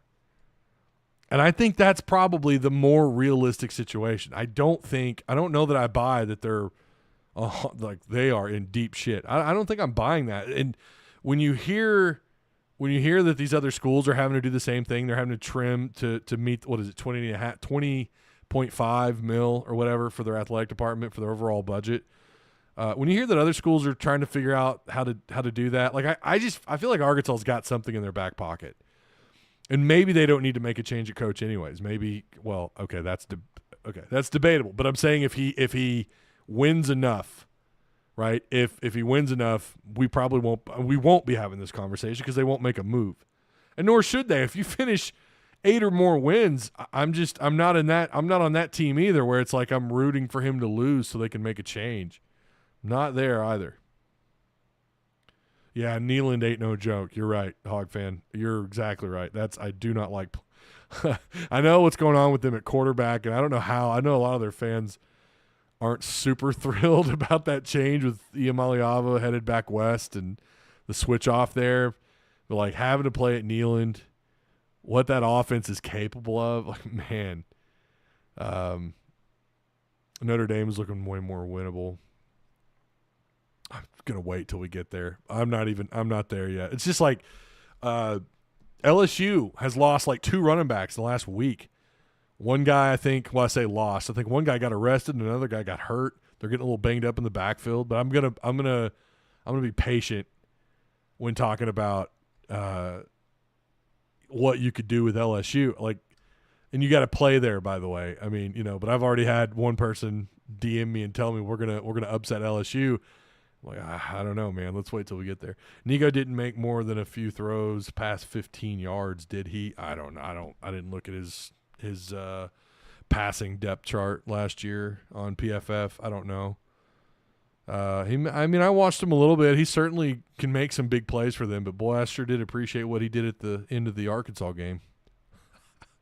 Talk about a freshman mistake, redshirt freshman or not. That was beautiful. Last time I rooted for us to lose, we ended up with Chad Morris as coach. Never again. I will never root for Arkansas to lose. That ain't going to happen. Again, maybe they aren't as broke, and that's why I say, if you are that broke, I just don't think you belong in this conference. If you're that broke, where you're both your hands are tied behind your back, you can't make a change. That's crazy to me. I can understand like a Jimbo. You remember that lifetime contract? Okay, that's understandable, right? But we're not talking about a staff or a head coach that's where is Pittman's – what's he making on the year? Where does that rank among other coaches? That just can't be what ties you down. Of course, it's all about the buyout. We aren't that broke. This is Hunter trying to save Olympic sports. I agree. I don't think they're that broke. I don't. So then what would be the other reason for keeping him if he went 6-6, right? It would have to be financials. If our defensive line can be solid, yeah. Where's Razorback Foundation money going if it's not funding a home run hire head football coach? Yeah, I agree. I've said it for years. Olympic sports will be gone soon. Yeah, that's how you know it's Kim Jong. That's how you know it's Kim Jong right there. I don't know. You listen. You can disagree with me on that, but at the end of the day, I don't think they're that broke. I think we've certainly had a lot of excuses. I know that Pittman's talked about, the playing field being leveled. We'll see, I guess, when it comes to recruiting and what they can do in the portal. Assuming he survives it, right? Broke buying 2.5 stars. Yeah. Smoking. Yeah.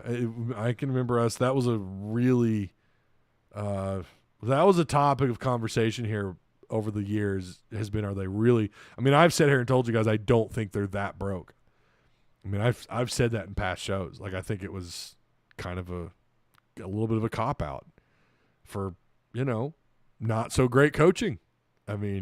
So I do think if he goes, I'm still on board with if he goes 6-6, they're going to make a change, and they have the money to do it. That's where I'm at with it. But again, if you can't make a change because of that, based on what we know with his salary, I think Petrino is pretty well compensated. I know there's a lot of talk about the amount of guys they have going out recruiting, the recruiting team or whatever. They're not breaking the bank in that department, apparently. NIL and transfer portal has ruined this sport, says Stephen McFall. Boy, it's hard to argue with that. It is really hard to argue with that, Stephen. Like, you've won some of those battles. You've gotten some pretty nice pieces out of the portal. But my God, have you lost? Man.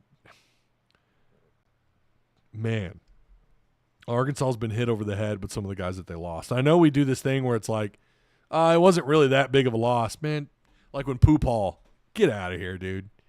Get out of here. Pooh was really, really good at Ole Miss, by the way.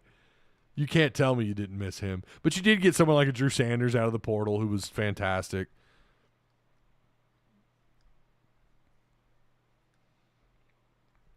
The transfer portal is doing far more damage than the NIL. Yeah.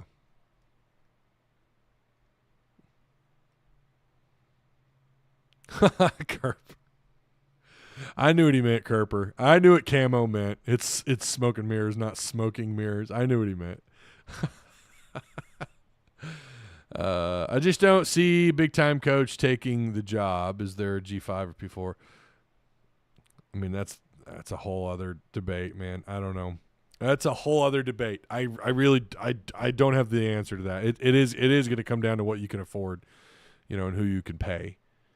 So NIL is the sole cause why Archie Manning made double the starting quarterback at Texas and then rides the bench. Come on now, NIL is huge. They're both a big issue. There's no doubt that both the portal and the NIL are huge. But I would argue that being able to just hit the portal at any damn time, basically at any time that you want, that is real. That's why the NIL is what it is. So, no, I agree that the portal is the bigger problem. But they're both a problem. They're both an issue. But that's why NIL, I'm going to hit the portal unless you can pay me X amount of dollars. That's absurd. That's crazy. I mean, Tennessee will tell you all about it. Now, I think that was a little bit different than NIL. I think his dad, something about Iamaleava's dad wanting them to recruit better or get better players on the offensive line or something. Something about a phone call in December. I'm sure money played a part in it, though. I mean, let's be real. Well, see, now we're doing the chicken and the egg or chicken or the egg debate. The portal is such a problem because of NIL. They're both equally a problem. But again, players entering the portal essentially whenever they want because they're mad, because they're not getting the playing time, because they're not getting paid.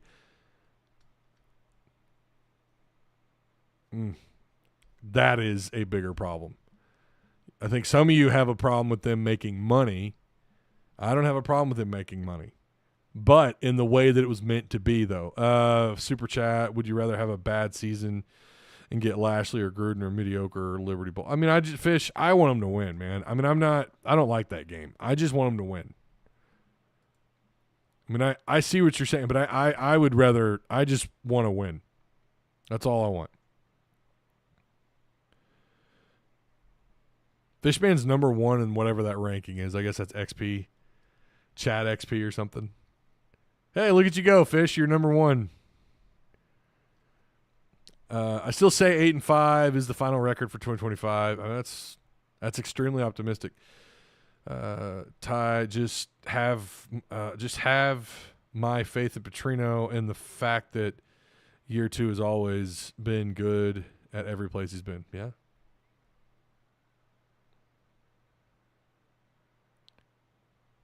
Yeah, NCAA needs to have a backbone and do one transfer, one free transfer. Rest come with a sit out year. Yeah, in one window. One window. That's it. Yeah, baby, I'm number 1 in something at least.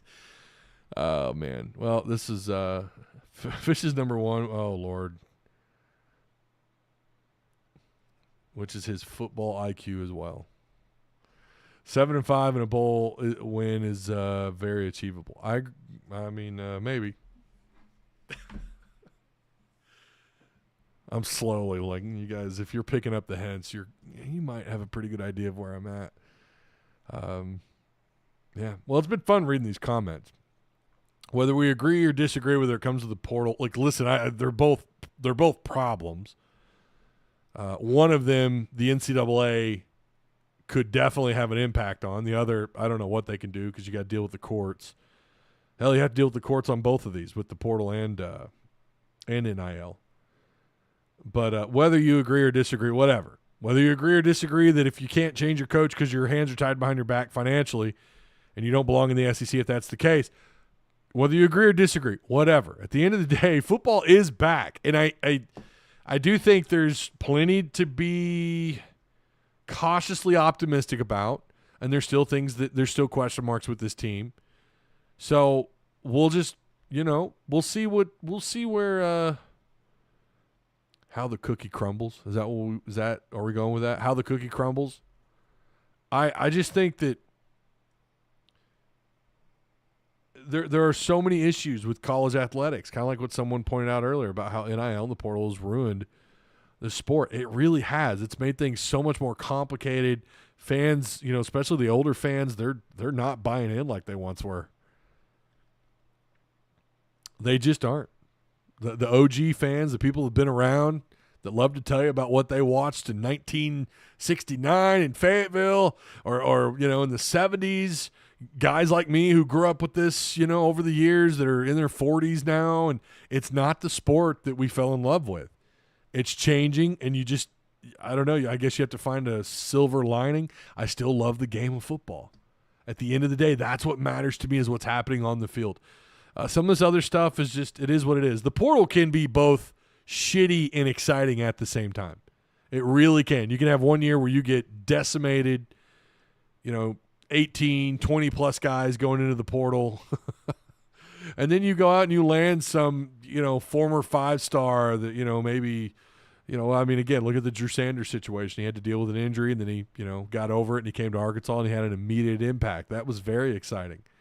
Getting Felipe Franks here was actually pretty exciting. He was a big name in recruiting out of high school, and getting him here. Now that was different, right? He was a grad transfer.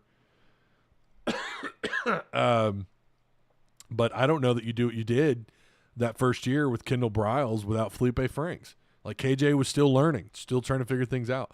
So there have been, last year we can go on and on, right? Armstrong and all these other players. We'll see about the guys in the portal this year. Obviously, you're going to have portal guys have an impact one way or another.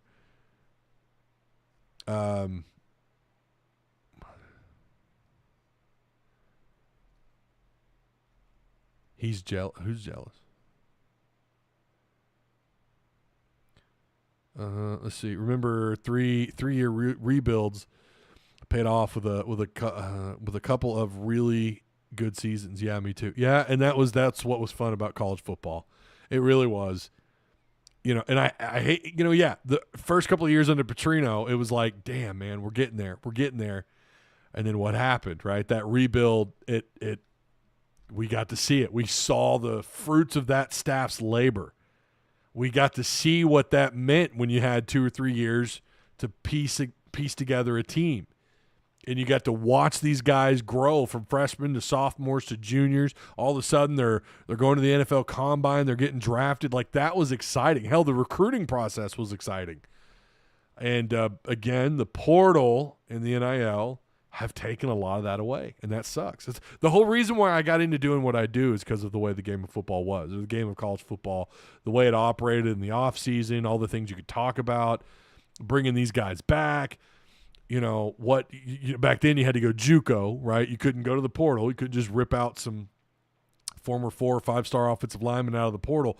You had to go JUCO if you wanted someone older who you felt like you could plug in quicker and things go the way that you want them to go, right? Because you've got an older guy out there. You don't have an 18, 19-year-old. You got a 21-year-old that's out there playing, and hopefully you can just plug and play with him, right? But that's all. Even JUCO is ruined, right? Like, who even talks about JUCO anymore? That was a part of it. All of that was so fun to keep up with. Now I do enjoy. I'm not gonna lie to you. I do enjoy the portal. Like, I enjoy keeping up with it, looking at the players, watching other film. I do enjoy that part of it. But I don't like that it's just, it's multiple windows, and it really is just, I'm not happy here. I'm out. Deuces. It's that easy. It's not that easy in the NFL. For a long time, it wasn't that easy in high school. School choice and I'm a big school choice guy, but there's certain areas that'll tell you that's had an impact on their athletic programs. But again, the portal has changed all of that, and it's, I don't know. I could have this has really been a half a show about that, hasn't it? About the portal. Yurachek is the money. Gary Davis says Yurachek is the money problem for Arkansas. Burn. Yeah, Matt, that's a very good comment. When championships were grown, not bought. Yeah, in Arkansas, it's not like Arkansas, was on a tear. It's not like Arkansas was winning 9-10 games a year, no matter the coach during that era, but it was still, I don't know, it was more satisfying. I don't know, it was funner to keep up with. That's a really good quote. Championships were grown, not bought. Yeah, they were built. That's exactly right. Ty, you must adapt, though. That is, again, Hog Blitz, I know that, dude. You're preaching to the choir. I get that. Yes, you have to adapt, and they haven't. They're never going back. You've opened up Pandora's box.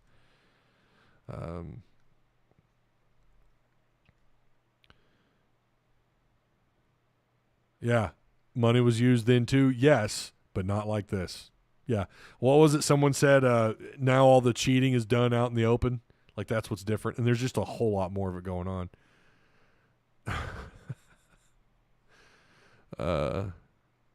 Yeah, definitely a free-for-all, says Camo. It is. It is a free-for-all, and it is wild. So, anyways, yeah. This was definitely a lot of fun. Didn't think we would go 2 hours just reading comments, so I'm glad we did. Again, I enjoy doing it for this very reason, man. We're not going to always agree on everything. We all have different takes, and that's what I enjoy. I like that players can transfer, prevents bad and abusive coaches from ruining career. Yeah, and I'm not opposed to the transfer portal. There has to be more command over it. There has to be, again, that's why contracts, I think, are about the only thing that's going to really help keep things in place and keep everybody happy, all parties involved happy, including the guys that aren't getting the playing time. Well, at least they're getting a check, right? At least they're getting some money, which is happening now, but the difference is they could just hit the portal whenever, right? Even if they're getting paid. I mean, we're having this issue right now with Madney and Maliava. We want our money back. And another player that was actually here last year, we want our money back. We're going through that now. As long as we can all agree, Hunter is the money problem. I think I've been very, very open about that. I don't like how it just seems like we're always behind, whether it's hiring a GM or the NIL, it just seems like they're always behind. And who's the guy in charge? What's the common denominator there? It is absolutely Hunter, but I do think there's other areas he's done a really good job. I do. I'm not all in on Hunter's just a shitty AD. I'm not there, but certainly there's some things here that's just doesn't. It's just not adding up. Anyways, all right. We're coming up on 2 hours. Wow, my wife's not going to be pissed at all. I think I told her this might be an hour. Oh man. Yeah, good fun. I do appreciate everyone. We place all blame on Hunter Yurachek. Yeah, salute. I guess that's the fans' jobs, right? And the media too. Everyone's just got to get in on it.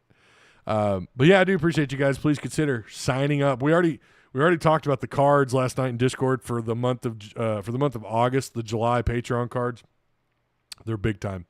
I published. You could see them in Patreon if you go to Tusk Talk. You don't have to be a member to see the cards. You just visit the Tusk Talk Patreon, and the cards are right there for you to look at, to take a look at, and see if you want to sign up and be a part of that. Not only that, but you also get a lot of stuff that is not talked about, the insider stuff that's in Patreon that you get access to. There's some really good stuff there. So yeah, good night. Well, I still got to eat dinner. Crash out or Kyle. I still got to eat dinner. Take a shower. I got cigar smoke all over me. Probably sleeping on the couch tonight. So maybe I don't need to shower. I don't know. But gonna go eat dinner. Check in on the kiddos, get ready to get up early in the morning and take them to school. But again, I always enjoy doing these. I appreciate you guys for being here. Make sure you like, share, hit the subscribe button on your way out. We can all agree to disagree. That's great. We're not all going to agree on one thing. Damn, I'm on too late. You are on too late, Burner, but I do appreciate you stopping by. Yeah, hit the notification bell on your way out. And I will see you when I see you. This likely will be the last live show unless something else big happens, but likely be the last time you see me this week. But you never know. So if not, I'll see you for Monday Night Lights, 6:30 next Monday. Hogball Burner, hopefully you're there. I will see you guys later. Have a good night.